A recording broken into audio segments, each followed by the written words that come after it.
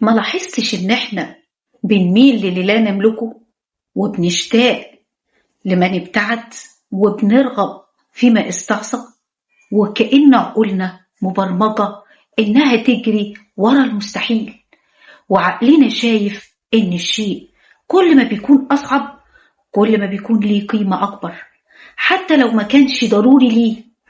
وفي صوت بداخلنا بيقول: ما لا أستطيع امتلاكه فيكون الأجمل، مع إن الحقيقة ممكن تكون مختلفة تماما.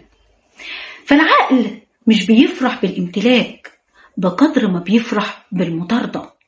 فالإثارة مش بعد الوصول للشيء، ولكن في الطريق إليه. علشان كده بعد ما بنحصل على ما نريده حتى الملل يتسلل، ونبحث عن رغبة جديدة خلفها، ولعلها مفارقة الحياة، وبنقضي أعمارنا نلهث وراء ما نظن أنه سيكملنا، ثم نكتشف أن السلام لم يكن في الامتلاك، ولكن بالتوقف عن الركض. واوعى تنسى ان من جوه دماغك بنطلع اللي ما يخطرش على بالك.